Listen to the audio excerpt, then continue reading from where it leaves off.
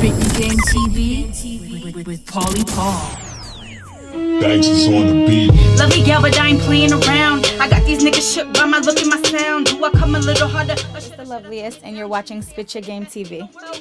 I barely got family, fuck I'm supposed to do with friends. Put your trust in me and watch longevity extend. Eyes on the prize with my magnifying lens. Yeah, I could've did a challenge, but I ain't with. How'd you get the name TLC? Well, I started off as TLC. Those are my actual initials. So I didn't try to take anybody's idea or anything. It's original. Yeah.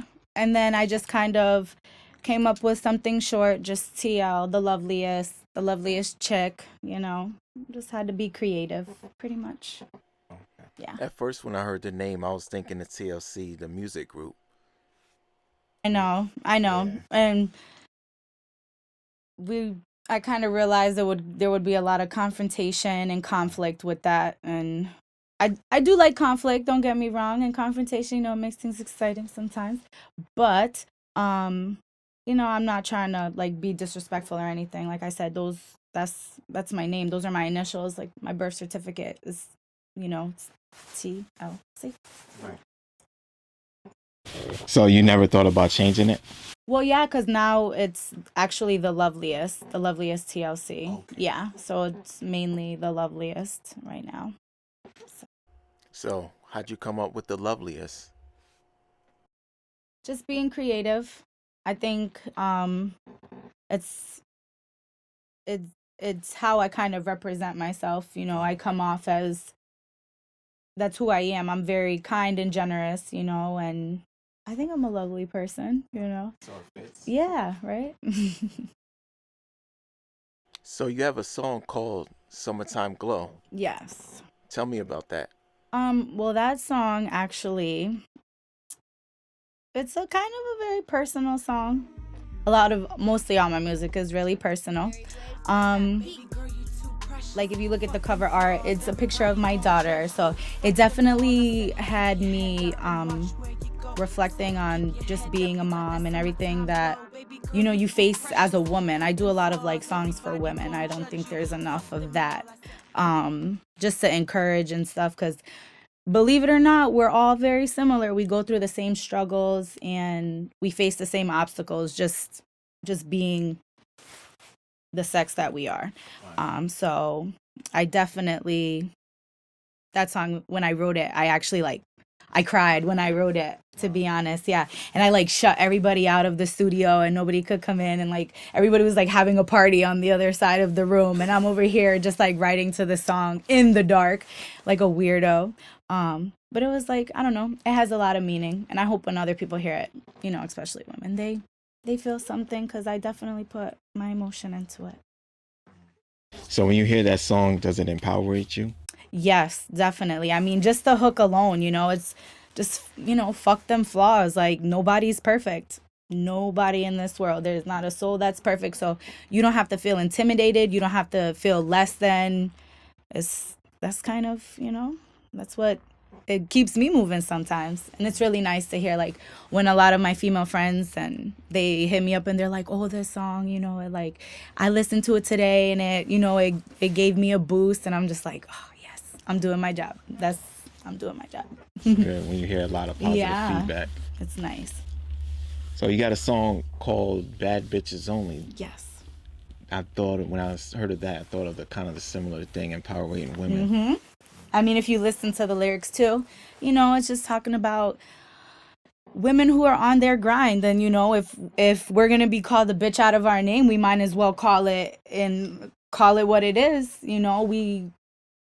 There's nothing wrong with considering yourself as a bitch, because sometimes to me, I consider it as a powerful term at the same time. You have a female dog, what you want to do? She has good qualities, you want to breed her. It's because she's the top bitch, right? Right. So that means, that song is definitely, if you're not scared to be called out of your name, I guess, but not in a derogatory way.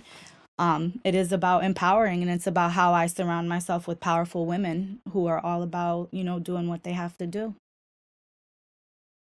So you have two kids? Yes, a son and a daughter. Oh, how do you balance life and music with that? Good question. Um, well, like right now, my main focus is music. So I'm currently like not doing my career of choice, which is working with animals. I'm a vet tech, and I was in school to pursue and get my anesthesiologist license. But being a mom, that always comes first. And my son, he has a disability. So I had to focus on him. But it also kind of, I don't have the average 9 to 5. I don't have to answer to anybody. The one thing that, going through what I went through, it gave me time. So it couldn't have kind of happened at a better time, when I've been able to. It's very difficult balancing because of my son's disability. Like a lot of things get interrupted, a lot of studio sessions, and I drive an hour away. So it's like I could just get there, get a phone call, and literally have to come straight back. But that doesn't stop me. My kids are very supportive, actually. Like they listen to my songs. So that's why I'm really conscious about the things that I say. Cause my daughter, like she sings Summertime Glow, like she sings, you know what I mean? And that makes me happy because it's like I know that she's listening to tasteful music. I wouldn't say who am I to judge that? But I know she's listening to something meaningful. She's listening to a message, and if it's going to come from anybody, I would prefer her to listen to what I have to say versus someone else.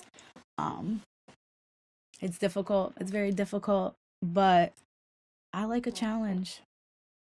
And my kids, like, they like seeing me do things that are making me happy. So it's definitely pretty dope. But they're supportive, and I have some very close family, you know what I mean, that are very, very helpful. Their dads are involved, and I'm grateful for that. That's definitely, I don't think like this year, I don't think I would have been able to do a lot of the things that I did, if it wasn't for their father. So I'm definitely grateful. I'm grateful for when they've stepped up and stuff and helped. So I can't. That's great to have their fathers in their lives. Mm-hmm. So you were saying about the Summertime Glow was about yourself? Yes. And bits and pieces of my songs are, about myself, about the women who are around me, about people who are around me, about something I've witnessed, about a story someone else has told me, an experience that someone else has gone through. I'm a very empathetic person. So I feed off of people's emotions and stuff, and it's like emotions and energies are very powerful. Like I'm very sensitive to those types of things. So when someone I care about, if they come to me with an issue that's hurting them or something, I feel how they're feeling. I can feel them, and it's easy for me to be able to, even if I wrote a song about someone else or someone else's experience, it's easy for me to put that emotion into it because I do feel like I'm very connected with emotions and with energies. So was that a song of kind of a mixture of other people and you? And of me, yes. Yes. What other songs do you have that are like that? Definitely Queens, which it's not released or anything, but it's on YouTube. That's definitely one of a very powerful song that I had wrote. I think kind of all my songs are like that because you have to be relatable, for people to want to listen to your music. I think that's the main thing that attracts the ears. If you hear something and it sounds good, but the lyrics are something that you can relate to. I think all my songs are, because I'm a very relatable person. I've been through a lot. I've experienced a lot. So I think all my songs are kind of like that. Yeah. So you did Coast to Coast? Yeah, I did. That was really fun. Yep. It was in Boston. It was in September, actually, so not too long ago. I ended up placing in top 5. I was the only female that ended up performing, which was pretty cool. I got to meet the DJ was pretty cool, and there was an executive there.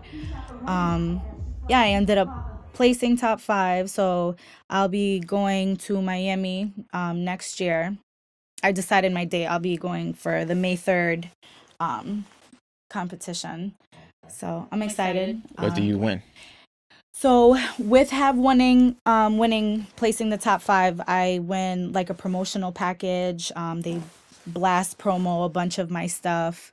I haven't like utilized it yet, just because I'm kind of just figuring out which ones I would want them to do. But and then I won a meeting, basically to be admitted into a huge conference with a bunch of executives. So that's very exciting. I'm excited about that. Definitely a good opportunity. I mean, even if I don't win or whatever the case is, I feel like everything that I'm doing right now it's just a good opportunity. It's more than what I was doing last year. So hey. As long as you're on your way up. Yeah, I'm hoping. I'm trying. Consistency is key. That's what, so I'm in the studio like every day, every other day, writing every day. I can't sleep.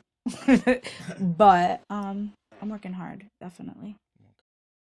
So I am on all major platforms. Apple, you can find me in the Apple Store, on iTunes, Spotify, Google Play Music, Amazon, pretty much all major platforms. The Loveliest TLC. I've got some songs up.